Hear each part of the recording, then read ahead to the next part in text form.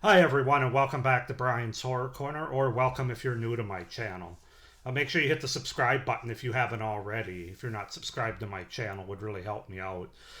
So, believe it or not, we've reached the end. Well, the last movie, not the end of the series yet, but we've reached the last movie in the Leprechaun franchise. And the movie we're going to take a look at today is Leprechaun Returns from 2018, which I have on a separate Blu-ray here. It's the only movie I have that isn't part of that seven movie Blu-ray collection pack that I've showed for my other 7 reviews before this. So, Leprechaun Returns is what we're at today. It's hard to believe we've reached the end of the month, almost, and the end of the amount of movies in this franchise. It's been interesting to say the least. First, I want to show off my new shirt that I got. One of the great horror movies of all time, The Evil Dead. I got this recently at a convention I went to last weekend, I should say, actually, in Ohio. But a new shirt to add to my collection. I probably have about 12 horror-related shirts now. They're all, like 10 of them are black, and then they have whatever the movie is that I bought it for. So anyway, just wanted to point that out. And then also, I'm not going to bury the lead here. Before I get into my review, I don't know if this is a hot take or not. It probably is, but this is my favorite movie in the Leprechaun franchise. There's no doubt about it. And with no apologies. Again, it's a pretty low bar franchise to live up to, but I'll get into reasons why this is my favorite as I get into my review and at the end of it. But yeah, I decided I'm not going to bury the lead here. This is my favorite of all 8 Leprechaun movies. So let's go ahead and get into it. So Leprechaun Returns is a 2018 American comedy horror film directed by Astron 6's Steven Kostanski from a screenplay by Suzanne Keeley. It is the 8th installment in the Leprechaun franchise and a direct sequel to 1993's Leprechaun, disregarding all previous sequels. The film stars Taylor Spritzler as the daughter of Jennifer Aniston's character from the original film, who encounters the title creature 25 years later after her mother trapped it in a well. Warwick Davis elected not to return as the Leprechaun, and Lyndon Porso took over the role for this film. So the movie opens, we're introduced to Lila Jenkins, who arrives at Devil's Lake, North Dakota to help greenify an old house owned by her sorority at Larimore University. Lila hitches a ride from Ozzie Jones and reveals that her mother, Tori Redding, had died the year prior to cancer. Ozzie accidentally drops his phone while unloading Lila's luggage and heads back to retrieve it, only to get sprayed by water from the old well, rebirthing the leprechaun and causing it to punch his way out of Ozzie's torso, collecting the gold coin that Ozzie swallowed during the first leprechaun attack 25 years ago. Lila meets her sorority sisters, consisting of Katie, an eco-friendly girl, Rose, the self-appointed leader of the group, and Meredith, a stoner who brings over a group of men consisting of Andy, a student attracted to Katie, and Matt, a self-proclaimed wannabe filmmaker. After Meredith insults Lila's mother for her fears of monsters, Lila goes to bed and encounters visions of zombie Ozzie. The next morning, Katie and Andy install a solar panel, while the leprechaun learns that his powers are too weak due to his loss of gold and determines that killing will solve his problems. So you can probably guess where it goes from there. As far as the cast goes, we have Taylor Spritzler. I think it's Spritzler, is Lila Jenkins, Pepe Sangaga's Katie, Cy Bennett is Rose, Lyndon Porso is the Leprechaun, Mark Holton as Ozzie Jones, and Emily Reed as Meredith. So yeah, that's kind of the setup, the premise, and the cast for Leprechaun Returns, the 8th, and up to this point, the final movie in the Leprechaun franchise.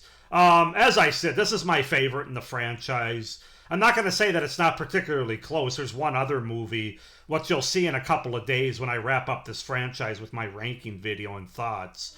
But I enjoyed this movie the most. I really did. And who would have thought that about a movie that was made for the Sci-Fi Channel? But here we are, or the fact that it's the last movie, the 8th movie in a franchise. Typically, that's not the one that you like the most or you think is the best in the franchise. But here we are. This is obviously, as if you've watched my reviews, this is a franchise that's very up and down, mostly down, where the bar is set very low. So any sort of competent sequel or competent Leprechaun movie was probably gonna raise the bar a bit. And this is the movie that did it for me. So let's go ahead and get into it, starting with the things that I liked about Leprechaun Returns. And if you've watched my reviews, you know my one big complaint, well, of many complaints in this franchise, but the one big complaint that I have from the beginning is that none of these movies are connected, really. There's not any sort of connective tissue. Continuity is not a big thing in this franchise, but this movie ties very well to the original movie from 1993, the one that Jennifer Aniston was in. And I like that the movie connects so well to that original first movie, having so many references throughout this movie to that one, and even having one of our returning characters from that movie, one of the original characters, even played by the same actor, which of course is Mark Holton, who played Ozzie Jones in the first movie, and he comes back and plays him here 25 years later. I thought that was very good, very cool. Definitely gives it the connective tissue, makes it feel like it's in the same universe, unlike the other sequels in this franchise. It's really the first time in this franchise that I felt like two movies were actually connected and felt like they were in the same franchise with continuity. And like I said, they do a great job in this movie, not with just having continuity of the first movie, but the level of detail that they have. You know, Ozzy having swallowed the gold coin in the first movie, having that come back in this movie. The same house, the same well shown. And the house was the house very much looked like the house from the first movie. I mean, I'm sure they didn't shoot it in the same spot. It probably wasn't the same exact house, but the level of detail was very good there. And I felt like I was back in the same house, in the same setting of that first movie. So that's really something that caught my attention right away, and one of the best things about this movie without question. So yeah, the connectivity, the connective tissue, I should say, and the continuity that this franchise is sorely lacking is definitely here as it relates to that first movie. So really like that. I actually like the characters in this movie. Well, not all of the characters, but like the main four sorority women in this movie. I liked them. I felt like they were of this franchise. Again, it's a very low bar. I'm not trying to say that these characters should be nominated for Oscars or anything, but when you're watching this franchise and the characters are dreadful to serviceable at best up until this point, I thought this movie had the best main characters, in my opinion. Lila, Katie, Rose, and Meredith. They're not all likable. They're not all... I mean, they've got their cliches and whatever, but I don't know. I felt like the actresses... And some of it's in the writing. I felt like they gave the most to these characters, and there was a little bit more there than what we've gotten in previous sequels. Even the first movie to a certain degree. But yeah, I really like the characters in this movie. The female main characters, let me rephrase that. I felt like most of them had some real personality, and they weren't just stock characters. I found humor and likability with some of them, at least. Especially Lila, Katie, and Rose, who are kind of our final three main final girls, if you want to say. So that was one thing that was very different from the rest of the franchise, when, like I said, I haven't really enjoyed any of the other characters, with the exception of, one or two maybe here or there, or going back to the original movie. So that really stuck out in this movie. I like the Leprechaun. And it's not played by Warwick Davis, so going into it, I thought, oh shit, this is going to be somebody that's not on the same level as Warwick Davis. But I have to say, Lyndon Porco, I think it's Porso, who plays the Leprechaun in this movie, does a great job. I mean, could you say it's a bit of an impression of what Warwick Davis did? Yes, but it's spot on as an impression, if you want to say that. I thought he did great, from his... from the rhyming to what he says, his dialogue, the tone of his voice, the humor involved. And he's also a bit, kind of going back to some of those early movies, especially the first one.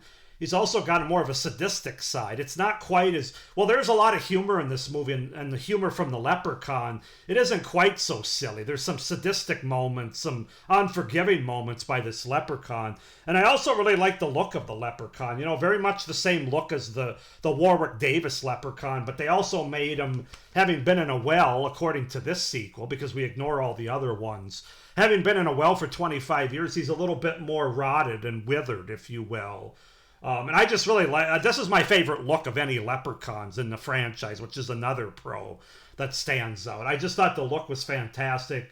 Well, being a very loyal to the Warwick Davis look of the first few films, but also accounting for where he's been the last 25 years, stuck down in this well, and the rotting that comes from that. I thought they did a fantastic job with the loyalty, as well as the makeup effects to practical makeup effects to that character is very well done in this movie. The best since the original, for my money. So it worked for me in a way that I was not expecting. And I haven't experienced for like 4 movies now in terms of the look and the portrayal. Both in terms of being humorous, as well as this might have the best combination of being humorous and sadistic or kind of creepy, going back to the first movie anyway. So that they did a great job there, and so did Lyndon Porso as far as playing the Leprechaun. The kills are good. I think they're really solid. And this is the goriest movie, the bloodiest movie of the entire franchise, I believe. Mostly practical, some CGI, which I'll get into when I get into my cons here, but the goriest, the bloodiest of any of the Leprechaun movies, and it just worked for me. I really liked it. I was entertained by it. They did the best job in this movie. So yes, thumbs up for the gore. And then the comedy aspect also worked for me the most in this movie, and not just from the Leprechaun character this time. I actually got humor from our main characters as well, which is part of why I like the characters in this movie. Those characters, I had humor with them in terms of their characters and what they were experiencing in the movie. I don't know how to explain it. It's very difficult, but they just worked for me. Those 4 main characters, well, 3 main characters really, that I talked about really worked for me in terms of both their likability and their humor. So that was different from any of the rest of the series, because normally the comedy worked from the Leprechaun, but not from the other characters in the movies, at least not for me. But it does in this one. And that's just another thing that really stands out about this movie. So yeah, what can I say, guys? This one worked for me on many different levels, which I can't really say about any of the other Leprechaun movies as far as my pros go. I also thought it's kind of a small thing, but the score and the music was also pretty well done in this movie.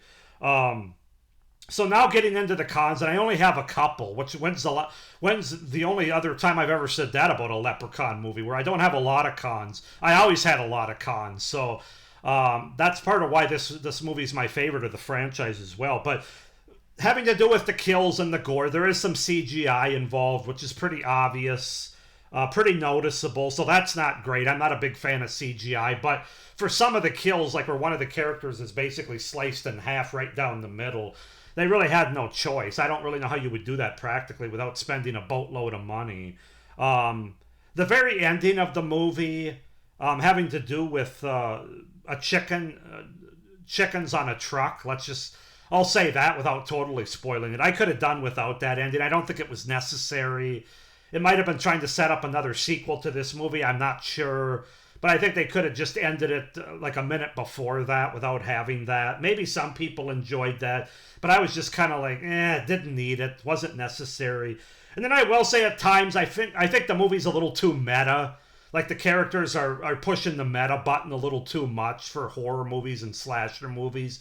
Again, it doesn't kill the movie. It's not a huge problem for me, but it is something that I noticed where I think they might have pushed the meta button, trying to be a little too meta once or twice. Too much as it has to do with taking selfies with the Leprechaun and just some of the dialogue that the characters use in terms of trying to walk away or using using a tool when they could have used another tool that was at their disposal, and they make mention of it. I don't know, that's just a little thing that I noticed that I could have done without it. I shouldn't say I could have done without it. I could have done with it a little bit less than they push it, if that makes sense. And then my final con is, I think you heard me say in my positives that I really like the characters in this movie. Well, I don't like the two male characters in this movie.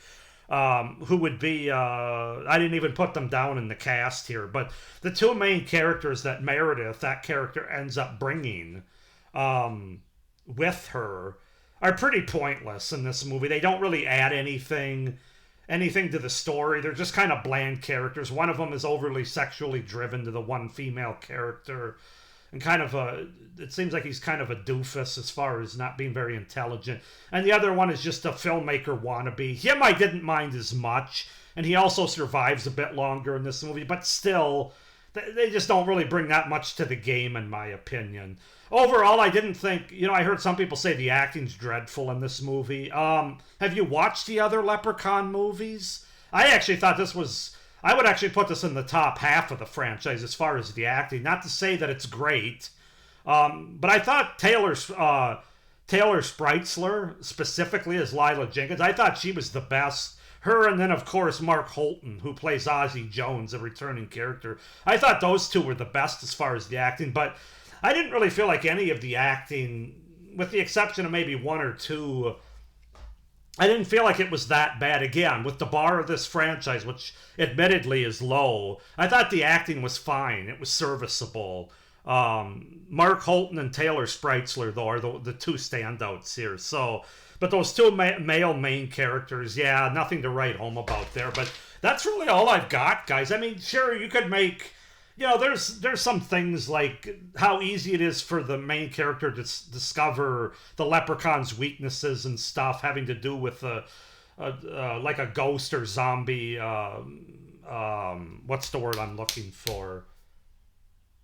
Not dream, but oh shoot, why can't I think of it? You know what I mean. There's a certain character that comes back in a zombie or ghost form and basically gives this main character the information to defeat the leprechaun in a lot of ways.